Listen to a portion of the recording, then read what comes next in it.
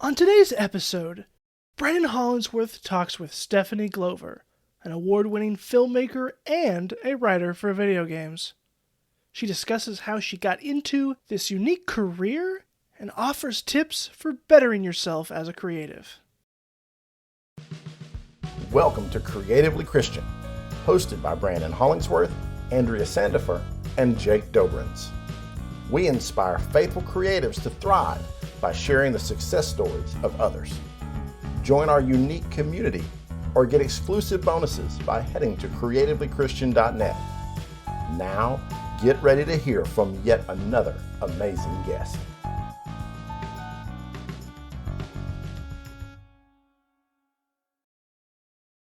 Hey, everybody out there in Creatively Christian podcast land and Theophany media land. This is Brannon Hollingsworth, your anchor podcast host, and I am really, really excited to have a wonderful person on the podcast today. We've been trying to get her on the podcast for, almost a year. Miss Stephanie Glover. How are you, Stephanie?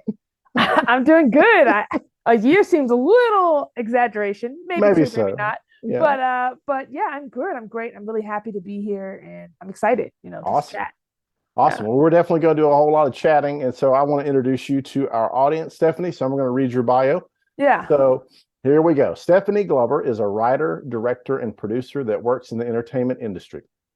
Most recently, her debut animated short film, Blueberry, the guy sitting right beside her if you're watching the video, won first prize in the Afro-American Film Festival, and she worked as a senior writer on the video game The Walking Dead: Last Mile. Stephanie is a thematic writer that tells universal stories of connection, joy, and self-discovery. Currently, she is writing on several unannounced projects and preparing to release her first book. Stephanie enjoys gaming, well-crafted charcuterie plates, bothering one of her 8 siblings, and making memes featuring her niece and nephew. Well, that sounds like a lot of fun. It is. My niece, she's only like 5 months, but she does a lot of side eyes. She's very shady. And so we have memes that we make with her. My sister is like, why are you guys acting like this about my baby? But we all do it. My brothers do it. I do it. It's just that's hilarious. Take the facial expressions the kids make, and they're good memes. So. Well, and congratulations on Blueberry. That's awesome. Way to go. Yeah, thanks. This guy has been doing great. We've been touring around festivals. We have 4 or 5 in the next month or so. So we're awesome. Just going different places. And I thought I'd bring him on, give him a chance to get some spotlight. He's a little bit of a ham, but he doesn't talk much. So okay, all right. Well, we'll make sure if he does anything inappropriate, we'll edit it out. So.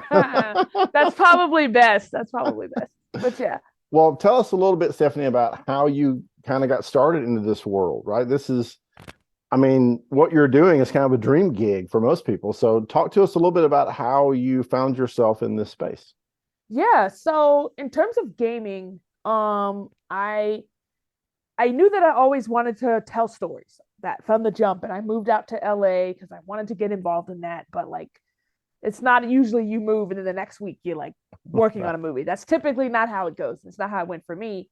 And so I told myself I need a good before job so I can, pay bills, pay rent, all that kind of stuff. So I started doing copywriting, and I was working at this cybersecurity company. I really didn't like it. It was a really bad environment. And I was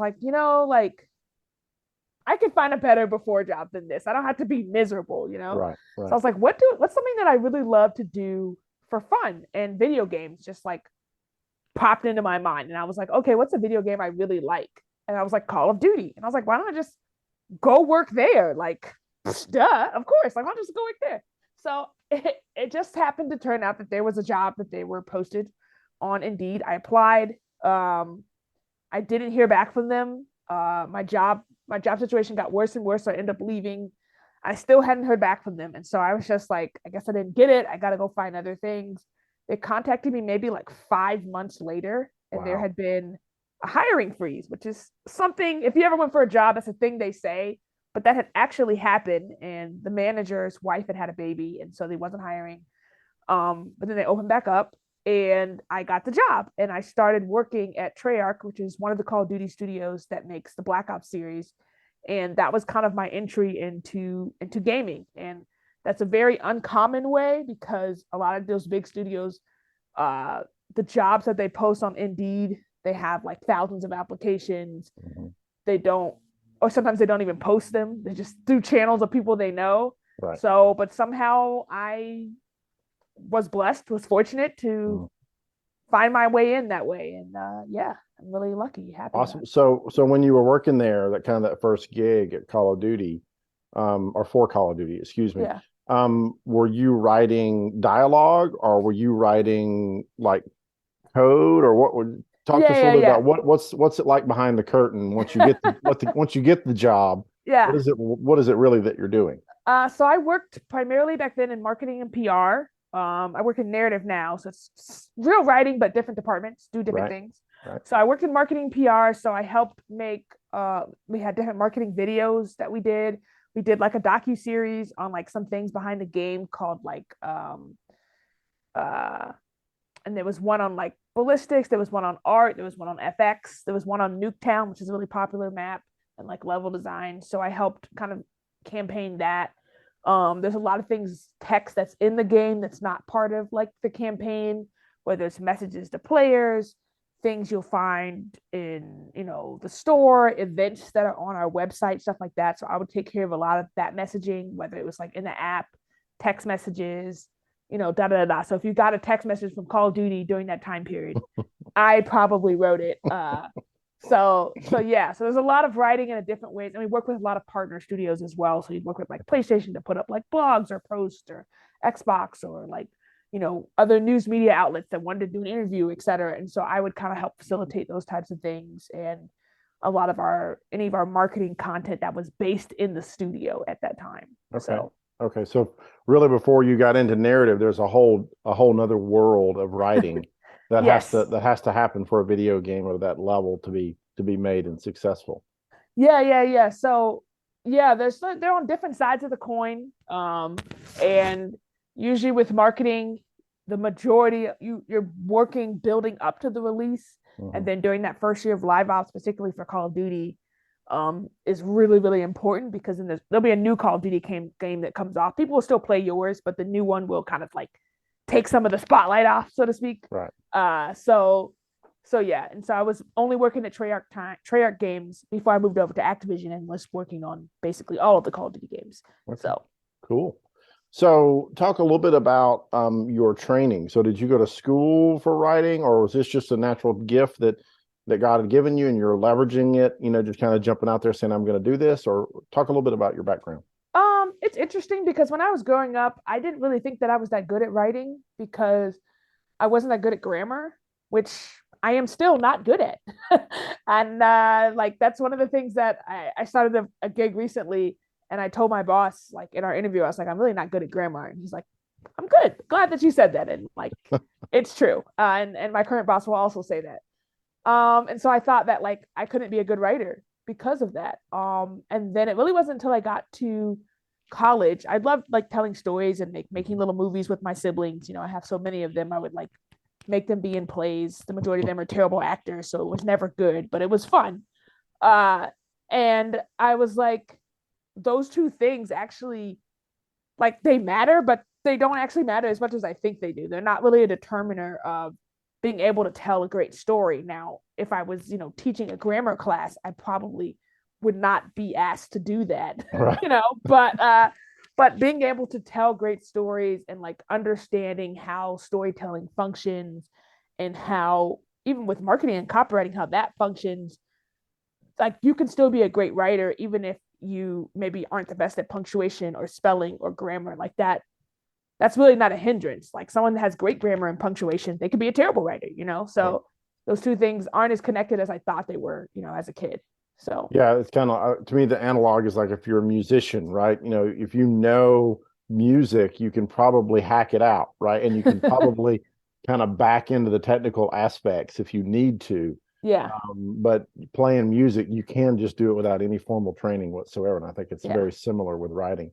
So I think there's already some great takeaways here for our audience, in that, you know, kind of one, don't put up barriers, you know, for yourself that you're not going to be able to climb over, the self-defeatist kind of attitude. And you're kind of disconnecting that from the beginning. And that's great. I love that. I love how that works for you. But also, I think the practical side, where you have this attitude where, hey, I'm going to California, and I'm just not going to sit and imagine that my dream job is going to, come knock on my door. I'm going to get in the mix, and I'm going to do a job that I might not even really like for a while just to pay the bills. So I think that's a really good takeaway for our audience, because a lot of times, especially younger creatives, whether they're Christian or not, they kind of just have this dream that they get out of school or they graduate this class or whatever, and their dream job is going to saunter by. Yeah. And that's really not always the way it works, is it? That can happen. But like, you have to be tenacious to go after the things that you want to do. You have to, I think it's Issa Rae that said you have to greenlight yourself, and that can mean different things for different types of creatives. But you can't wait for someone to say it's okay to do blank, or you have the privilege or the permission to do blank. If you are a painter, then you need to be painting and putting your stuff out there, not like painting in a vacuum. If you just want to paint for fun and you're not trying to do it professionally, you can do whatever you like. But if you are trying to be a professional painter, you need to be putting yourself out there, and that may be going to a lot of gallery events, that may be doing a lot of networking. So I was doing all of those things, even if I hadn't had the final job that I wanted or reached the final place that I wanted to reach, which I still don't think even though I've achieved some success, I still don't think that I've reached that final goal or whatever. But you got to keep finding different ways to connect with people, to get in and be able to take care of yourself. I think that's really important. And you have to balance it too. You don't want to have a job where it's not possible for you to work on your creative stuff because you work so much there and it drains you, but you do want to be able to pay your bills and not be starving and things like that, So something that's inherent in putting your stuff out there is the reality that criticism may come. So talk a little bit about how you deal with criticism and how you would suggest a new creative or someone who is creative, how they deal with criticism. I think having an internal meter of criticism is really important. And I have an internal meter that's actually very, very high. So if I have already passed my internal meter, if somebody says this is bad, it does not, I know this person is wrong. Like, I just know they're wrong. And if they say something is good and I know it's not good, I also know this person is not a great judge of something. Like, they don't have that much experience because they think this is good and I know that it's not that good. Right. But the way to build up that internal meter is to study other things. If you want to be a certain type of artist, study other people that have done that sort of thing. What do their writings look like? What about, I also write TV stuff or film. What about movies that do you really love? What about games do you really love? Something that I hate in video games is when I'm playing a game and then I have a cutscene that's 45 minutes long. I'm like, I wanted to play a game. If I wanted to watch a movie, I'd have done that, So it's so when I go and write cutscenes, I'm like, I should remember that I don't want to make them super long because I don't like that as a gamer. So why would other people enjoy that, Yep. And so kind of learning and researching those things. And I do think that I have some natural inclination towards that type of stuff as well. And being in a support group, I'm in a writers group. And I've been in several different groups, but we regularly critique each other's work, give honest feedback, give people assistance and whatever. And you have to be able to just accept and receive that and know that it's not about you personally. Like, a person that wants to get better in their giftings, they're desperate for people that can give really good critique, because a lot of people can't. A lot of people, they're just like, oh, this is so amazing. If you're an artist, if you drew something and you just kind of took 10 seconds on it, and someone that can't draw at all, it's like, oh my gosh, that's crazy. But if it's really okay, I didn't really do that much. Right. So you have to be in circles with people. Try to surround yourself with people that are doing what you're doing and you think they're doing it better than you are. Yeah. So you can learn from them, so you can grow from them. And if they're not doing it better, at least they're also enough. Working. Yeah. Yeah, they're skilled enough and they're knowledgeable enough to at least be critical in a good way of what you're doing and say, hey, look, this is great, but your grammar is really stinking on this, or whatever it happens to be. Yes. Yeah. So my boss actually told me one time, I think this was last year, he suggested to me that I should get Shrunk, which is a Elements of Style, which is like a classic grammar book. It is, yeah. He's like, you should buy this. And I was like, I just laughed because I was like, yes, and I've read it multiple times, but like it just doesn't stick with me. Like when I'm in the moment and flowing and writing, especially like early drafts, it just doesn't stick. I'm sorry.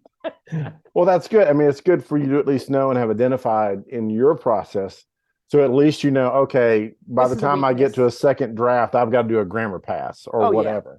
Oh yeah. So that's really good. So talk a little bit about how you identified a writers group, because that's something that we haven't heard a lot on the podcast before. So I think that's really intriguing that you've kind of curated this group of writers and brought them around you. So talk a little bit about how that works. Yeah, I've been in several writers groups. And usually they're formed around like interest. The first one that I was in was really just based on location. And I still know some people from that group, but I don't like regularly participate anymore. I was in a writers group that was specifically like a Black women's writers group, because if you're telling stories that are based on, similar experiences, I don't have to explain for 5 minutes about why this character has a bonnet in a scene. Like these people already know that because they're also Black women, so that's helpful. Right. And they can focus on like helping me get better writing, not like trying to explain nuances of Black culture. And then the group that I'm in now, that I've been with them for, I don't know, almost 3 years, and I love them. They're wonderful. We found each other during the pandemic. It was on Twitter. There was like a writer that like I kind of know. I actually never met her in person, but I like virtually know her. And she was like spinning up writers groups thread. And so I joined like, through 2 or 3 of them. 2 of them fizzled out. Like there were some cool people and I met, but they never really had that strength. But one of them was run by this girl who was just very organized, very like, she keeps us on it, and that's really good because I can be organized if I'm producer. If I'm wearing my producer hat, I'm organized. If I'm at work and I have a producer, I'm not organized at all. My producer is going to keep me organized. That's his job. Yeah, her job. That's her job. Yeah. She will keep me organized and I will just like, I don't know what I'm supposed to do next. Like that's like, it's just easier for me that way. And so with the group that I'm in, it's really good. And it's a lot of different types of writers, male and female, people that write comedy and drama, sci-fi. I write animation. So you can learn from all those different genres. You can learn from different types of experience. So I think diversity in a writers group, and when I literally mean diverse as in different types of people, not just like minorities, like people with different life experiences, people with different types of backgrounds, and they write different things. That's where you're really going to grow in your strength, because you're learning more, you're being exposed to more, and you're able to pull in more. And I think that's, I mean, I'm this group is for writing, but I think that would be true in other things as well. Like you probably could learn something about painting from sculpting, or like that might be, I don't know if there's like art groups like that might be like an odd crossover, but I think that you can learn stuff from other mediums. Absolutely. That can help like make you better as a career. Yeah, I agree 100%. I brought so much of my comic writing experience into animation when I began doing that, because they're more similar than novel writing, right, to animation. So so there is a lot of that crossover. So talking about crossover, obviously you're not still just doing video game stuff. I'm assuming you're still in the video game industry. I am, yeah. That's kind of your day gig. Yes. But you're doing other things, right? You've got your own animation now that you have written and directed and produced, and it sounds like some other things for TV and film. So talk about crossover there, and how does that work for Stephanie? Well, time management is a real thing. I'm not the best at it, but I try to make space for like all the different things that I'm kind of doing, but you also need space for, at least for like me, to like create the new things. And so I kind of work in my head years in advance. So I'm like, okay, I need to work on this for 2025. So when 2025 hits, I'm like ready to go on this thing. Okay. And so I kind of organize, when you have less time, you're a little bit more organized and you're more efficient. So I kind of really focus on writing things that either I'm going to bring to life in some sort of way. I'm going to pitch to a studio, and they're all things that are for fun that I enjoy doing, but I'm not just like, I'm going to take a month to just work on this thing that is never going to go anywhere, because I just genuinely don't have time to do that. But my day job, I'm working at 2 video game studios right now, both in narrative. And I'm doing kind of different things there. One is a lot of just straight writing, story building, world building, things like that. And the other is a little bit more technical in nature. And so it's good for me that I get different things out of both gigs. And then I'm doing a lot of promotion for my film. I have a children's book that I'm coming out with that's based on the film, and I want to start a children's book series. So that's going to be kind of an ongoing project. And we're getting ready to sell some of these guys. So some of these plushies are going to be, getting together, get some prototypes together. So that way they can go out and like do maybe an initial like Kickstarter, something like that, in order to like, get them out so people can buy some. Because whenever I take him to festivals, people are just like, can I just hug him? I just want to take a picture with him. And I'm like, you want to take a picture with me? You don't want to hug me? They're like, just can I just hold Blueberry for a little bit? And I'm just like, okay, like I guess, so I'm used to playing second fiddle to him basically. Well, he is kind of cute and charming. He's adorable. I'm also adorable, but it's a different type of thing. He's a lot more cuddly and like you could just squeeze him. You can't really squeeze me that hard. It's just a testament to the writer and the creator's character design. We'll just say that. It's a testament. Yes, the character design. I worked with a really great animator and artist who was my animation director, Steven Valdivia, and he really was a major component to the character design. Like he would be like, I'm not an animator or an artist, so he is definitely the character design is something that we worked on together, and we had feedback and I gave him iteration, but he's definitely the person that brought that art out. For me, for the story, like after I wrote it, and it was a couple of core other people that worked with me in order to make that possible. Another guy named Ryan that gave some like great feedback in that process. And so I'm really grateful for him and for a lot of people on the team that kind of brought the whole thing to life, to really bring the vision to life. Because, when you have it in your head, right, or you have, certain things, it's kind of like working with other people in order to like really bring out what you're thinking. And yeah, I think it's not trivial. Well achieved. It's not trivial. Well, so what was the inspiration to make the jump from doing video game writing to animation? Was this the first animation that you had written, or?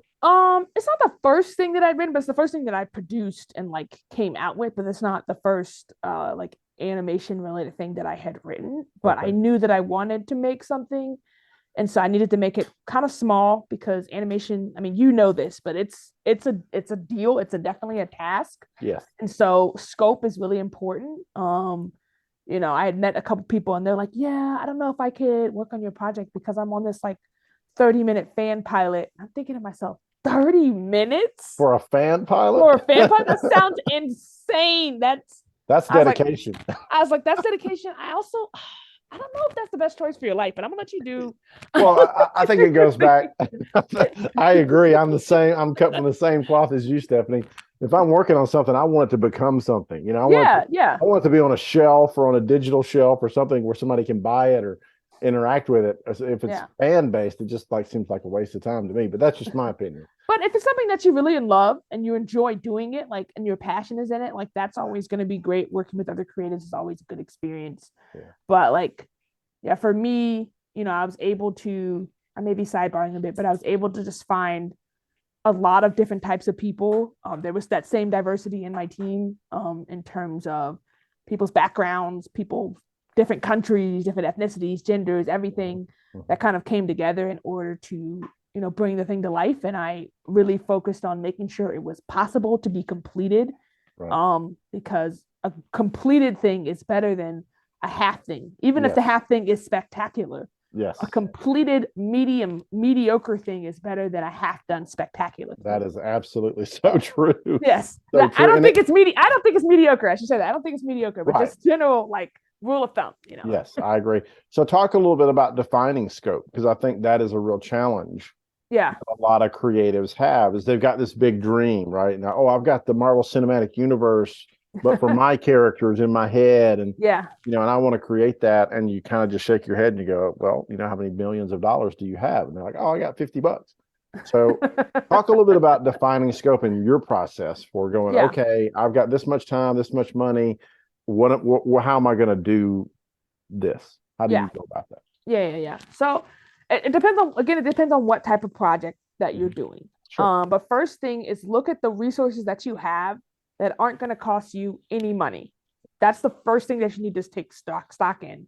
So whether that could be talent, that could be locations, that could be equipment, that could be, software, things that you can have at your disposal that can help you get from point A to point B, that you can just use as a foundation that you're not going to spend any money on. But you might spend time on, and then look at what is the time for that. And that is what is really your base foundation. And whatever that is, like your scope, you can build on top of it in scope, but you can't expand your scope. At least I think if you're just starting out and you don't have like a large amount of money. So you have to look at if my free things that I have equate to maybe $2,500 of talent, equipment, whatever, and I can multiply it across a year of time, then maybe you could add on to that like $7,500 worth of other things. And at like not in actual dollars, but I just mean in like the worth of things. Sure. And that's a good way to kind of say like, this is what's possible for me. I think that if you are doing a project, it shouldn't, depending on the type of person that you are, the less organized you are, the shorter your project needs to be. But I'm serious. The less organized you are, the shorter your project has to be. If you're like, I'm all over the place, you need something that you can complete in 1 month. Okay. 1 month. But I think 6 months to a year is not a bad time frame for a project, but you need to have people that are committed to it. You need to be organized, because you need to know on day 1 what you're doing on day 275. Right. And if you don't know that, then you're going to be confused when you get to 275. Well, you're going to be too busy working on the project to stop and be like, what am I doing? Like, you're not going to have time to do both. And you're asking people to contribute their time and effort and energy. And I don't know, maybe their money, but if nothing else, you're definitely asking their time, and you need to be a good steward of their time, It's about looking at the other creatives that you're working with. How can I respect them? How can I make it so that like I can be very clear with them, And I think that's a lot of times why projects, even more so than money, I think why like smaller, like indie fan projects don't come together is because there's not a lot of clarity in what I'm supposed to be doing, and how long I'm going to be doing this, and like what if it's going to be worth anything. If there's going to be something to show for all my work at the end, because I had definitely met some people during my interviewing process and stuff that said they had worked on stuff that had never come out. Like they worked on something, it never got made, it never got finished, and they have no idea what ever happened to it. It never saw the light of the day. So being able to instill that confidence in the people that you're working with, like, hey, I can complete a thing, which, I mean, the easiest way to instill that confidence is to have already completed something, but that wasn't true in my case. So I hadn't made like another animated thing before I made this thing. I just was very, very organized. I had like presentations, I had PDFs. Like if we had a meeting, like it was like a real meeting, like you worked at a job, it was like a real meeting with like, there was an agenda. There was an agenda. Here's a slideshow of what we're talking about today. We're having a regular production meeting. Here's a brief on the characters. Here's this. Here's all your notes on your tasks. We're going to have a regular review meeting at this time. This is what we're going to do, et cetera, et cetera. And the more professional you keep things, even if it's just with your friends, because a lot of people that worked on my project, were my friends before the project or became my friends by the end of the project. And I'm still like, hang out with them, play Fortnite with them, whatever, we have a great time together. But like, even if they're your friends, you need to have that clarity of like, hey, I need X done by Saturday. So that way people know what the expectation is. If we're working on a project and they're spending their time, they want to do well. They want the project to be good. Like no one is going to sign up for a 6-month project because they want to like sabotage it. Like people don't want to do that, They want it to be great. So you just need to tell them like what needs to be done in order to make it great.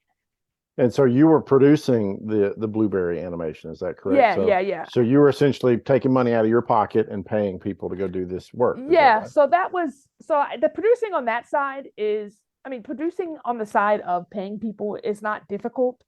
You just need to be able to have money. You know what I mean? Sure. Producing in the terms of organizing is like an actual skill that has some level of difficulty to it. Right. Producing in terms of having a budget, that just means you have to save money for a period of time, which is what I did.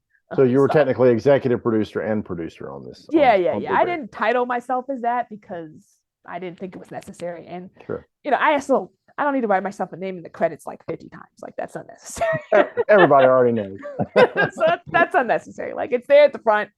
That's all we need. Well, I just think it's important because I think I would imagine, and I have a question kind of based on this imagining, is that Yeah. when you decide on a project, right, and you're going to put your hard-earned, blood, sweat, and tears and money into a project, it probably engages in a different way. It probably becomes a little bit more real. Is that your experience? I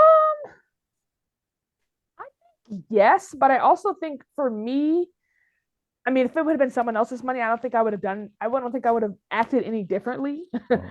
I think because I wasn't like, I'm going to go into debt because of this. So it wasn't like some kind of like, I knew that I wanted to make a project. I didn't know what it would be at the time, but I started saving money. And I started saving this money when I got my first job at Treyarch. Okay. So it was years before I even thought of Blueberry. I started putting away money because I knew that this is what I wanted to do. I didn't know it was going to be an animated movie at that time, but I knew that this is what I wanted to do. This is where my career was going. And when I had the idea, I wanted to be able to have the funding to make it a reality. So if you know this is something that you want to do, then just start saving money now. That would be my advice. Start putting away money now and invest in yourself. And that's what, like I said, I had a 40-hour week job. So it wasn't like I was living paycheck to paycheck. I had money to put away. So when it came time to make this movie, it wasn't like, oh, I need to go to the bank and get a $50,000 loan or something like crazy. It was already there. And so that made it so that it wasn't like a stressful pressure thing, that aspect of it. And I was really grateful for the talent. And like, I wish I could have given them more money. I wasn't like, oh my gosh, I gave this person money. They better work really hard. I was like, I'm so happy I'm able to pay you. Like, this is great. Like, yes. Yeah. Like, oh, I got a bonus this week. Like, I'm going to give something to you guys because you're doing so awesome. Like that. You're the kind of executive producer that I need. So no, but like if you're working in something indie and you know that you're working with a lot of creatives, that they're getting their start, they're doing great work. You want to support them. You want to give to your team. And so that was kind of my motivation. I didn't have infinite amount of money. It's not like I could pay everybody $1 million, I couldn't do that, but I could give them, something for their time that wasn't like, that was reasonable. Yeah. I was happy to do that. I wasn't like, anything. I was like really happy. Bible says the laborer is worth his wage. So yeah, absolutely. So question, was it before or after you made Blueberry that you began to explore writing for TV and films and short films and things like that? No, that was definitely before. So I'd already been working on like TV stuff. I hadn't been writing like features for a while. I kind of just got back into that maybe like a year ago. But I had been working on TV stuff, for a long period of time, just like refining my screenwriting craft and working on different things in that aspect for a good amount of time, submitting it to contests, doing queries, like things like that, just the usual thing to kind of get a metric of your success. And my writers group that I'm in is a primarily screenwriters group, so we're always like writing scripts and whatever, and I had been in that for a while. They gave me notes on the Blueberry script before like it was made, and like read that and gave me feedback and stuff like that. So yeah. Gotcha. Yeah, that's what I was going to ask, is how you made that transition, but you answered the question before I asked it. So good job. So if you had to say what was one great and amazing lesson that you learned from making Blueberry, what would be that big lesson? To hire a producer. Yeah. So I mean, I'm capable, but it's just also directing and producing with no help is really brutal. And because you're using completely different sides of your brain, like producer me is like, this is the schedule. We need to be on the schedule. Director me is like, oh my gosh, I love this shot. Let's spend a little time doing this. Let's spend a little time doing this. It's like, literally, you just told me something else yesterday. And now you, again, is telling me to do this. It's like you have split personality because you really do have completely different goals. Producer is like, we're getting this over the finish line. We're getting this done. Like, we're hitting our deadlines. We're making it so that we have a finished project, etc., which is great. And which, I'm capable of doing. But on the director side, you're like, I want to make this the best quality thing ever, and time is not a factor. Exactly. It's not important. It's just like, we just want to make this the best. We'll do 75 revisions. We don't care. I never did 75 revisions. This is just a joke. I didn't make anyone do 75 revisions. But like, you just want to do the best thing possible. And so I'd have to, like, producer me would have to like talk to director me and be like, listen, we need to get it together. You had to schedule meetings with I had to schedule meetings with myself. I mean, I didn't actually talk to myself, wasn't going crazy, but I may have chatted with Blueberry a bit. You're so right. And it happens all the time when you're wearing both those hats, because the producer wants to get it done on time and the director wants to make it amazing, and those two things don't always line up. So yeah. But sometimes they do, and they can. You just have to like have a good like balance between them and have the whole team on board. And I had a really great team that we did have like good organization, but my team itself, we did a lot of training at the beginning. So they were organized and they would always put files in the correct place. They would name things correctly. And so I had maybe like one or two issues with stuff like that, but otherwise they did that, which was great, because if they didn't, there would have been no way that I could have like done that and like did all the other like nits and things. Those are such great points. And we could probably spend a whole podcast just talking about file management and file namings and revisions. Did you guys use a configuration management system, or were you just kind of flying by the seat of your pants? A configuration management system. Like a Perforce or something that controlled all your revs on all your files and things. No, we didn't have version control. Yeah. We did have a project management software that we used. Okay.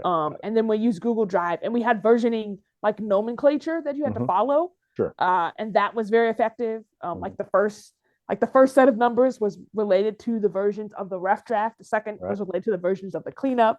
Yep. The third was, like that kind of thing. Yep, so like you would know, okay, this is version 3 of the rough draft, version 2 of the cleanup, version 4 of the color, version 1 of post, and so you could track that file back.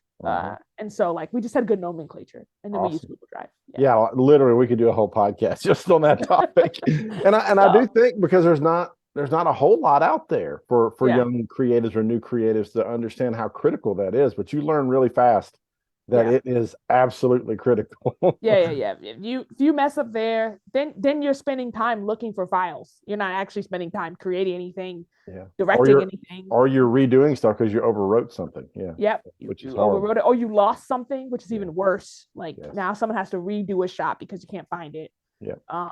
Thankfully, none of those types of things happen. So yeah. Well, Stephanie, we may have you back on and just have that whole topic and expound. I think that would be a great podcast. But I don't want to take all of your time. I know you're a busy lady, but I would love for you to talk a little bit about, what you're doing right now, what you're passionate about, if you can sneak anything, or just tell us all about Blueberry if that's your passion right now. But take a few minutes. I would say Blueberry is kind of my focus for right now, just for finishing his book, and I want to write a second one that'll be kind of like geared for Christmas time, and trying to get the whole like plushies and manufacturer thing sorted out. And from there, it's kind of like I have a lot of like avenues that I could go in, and just kind of deciding what's next, what's best for me. Like I have a game that I would really like to develop and make. I don't know if it's the perfect time to do that. That may end up have to be pushed a little bit. And I also have some live action things that I want to do as well. And I think maybe this might be the time to just kind of build up a little bit more in animation before I kind of introduce that into the mix. So I have an animated pilot that's not related to Blueberry that I kind of want to circulate, but there is a writer's strike going on right now in California. So it's not like you can't pitch anything. I can't like sell anything. So there's pros and cons to that. Pros because you can't pitch and sell anything, but cons because I kind of have a little bit of extra time to kind of figure out like where things are going. And I have meetings with some potential people that would like to represent me on the management side and things like that can help kind of sort those things out. But at least on the TV film side, because of the writer's strike, there's a bit of a standstill there. And looking for directing opportunities would be good as well. But there's still some like, just with the Hollywood strike stance, that's a whole different process of getting in. So for me, it's just focusing on the 2 games that I'm on right now. trying to make them as best as possible, learn from them, as a developer and a designer and a programmer, but also like developing my writing more so in them. And and really just seeing how far this guy can go. I think it's a really great story, and he's adorable. And yeah, I think just kind of like moving forward with that and trying to share some joy and fun, like he does, is a good path right now. Awesome. Well, talk a little bit about where we can find out more about Blueberry and maybe watch the show or buy the show. We'd love to find out more. So Blueberry right now, it's only in festivals. And so the festival run will probably continue to the end of the year until there's either distribution or I'm able to release it like on YouTube or one of our channels. The best way to keep up with all the things we're doing is our Instagram, and our Instagram is ace_animation_studios. We also have a Twitter, and we have a website that's in progress, but Instagram's kind of like the go-to place right now. And that's where you'll have information about our upcoming festivals. We have a couple in Massachusetts, Cape Cod, Boston. We have one in Oklahoma. We have one in M.I.L.E. coming up as well, that I just heard about today. And so that's kind of will cover pretty much all of June. And we're also going to be at Comic-Con this year. We got invited to Comic-Con. Oh, wow. So we will be at Comic-Con in San Diego, and that's in July. So that's kind of the schedule as we know it right now. And then the rest, awesome. A lot of things are pending, but that's kind of the circuit that we're on right now. All right. Well, congratulations. Yeah. That is awesome.